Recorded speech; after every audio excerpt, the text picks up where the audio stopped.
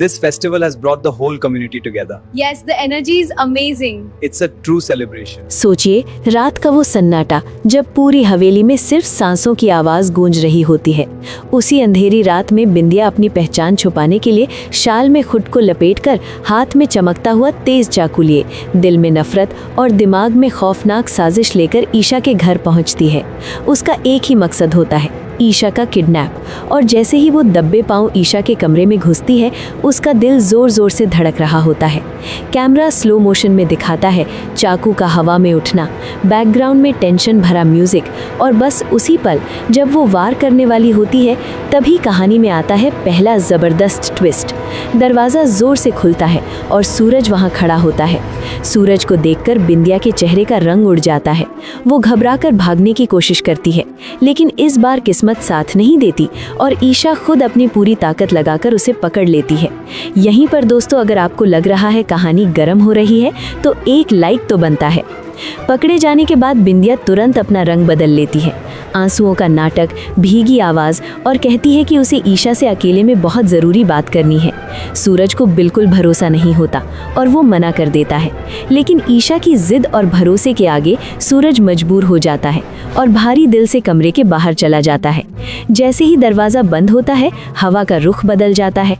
बिंदिया धीमी आवाज़ में वो सच बोलती है जो ईशा के पैरों तले ज़मीन खींच लेता है। वो बताती है कि ईशा की माँ जिंदा है, लेकिन गुलाब सिंह के कब्जे में, बुरी तरह कैद, ऐसी हालत में जिसे ईशा सोच भी नहीं सकती। ये सुनते ही ईशा की आंखों से आंसू बहने लगते हैं, हाथ कांपने लगते हैं, और वो बिंदिया के सामने हाथ जोड़कर गुजारिश करती है। यहीं पर दोस्तों, अगर आप इमोशनली कनेक्ट हो गए हो तो वीडियो को शेयर ज़रूर करना। बिंदिया पहले मना करती है, फिर अपना मोबाइल निकालकर एक वीडियो दिखाती है जिसमें साफ दिख रहा होता है कि ईशा की माँ एक गंदी अंधेरी जगह पर बंद है, चारों तरफ गुंडे, हर पल का पहरा। वीडियो देखते ही ईशा बिल्कुल टूट जाती है।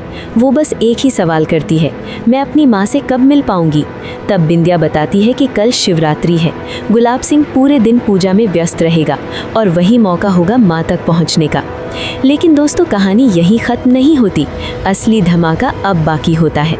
रात के अंधेरे में बिंदिया छुपकर स्टोर रूम में जाती है और अपने आदमी से ईशा के वायरल वीडियो के बारे में बात करती है, लेकिन उसे पता भी नहीं होता कि पर्दे के पीछे खड़ा गुलाब सिंह उसकी एक एक बात सुन चुका होता है। अचानक गुलाब सिंह का गुस्सा फूट पड़ता है।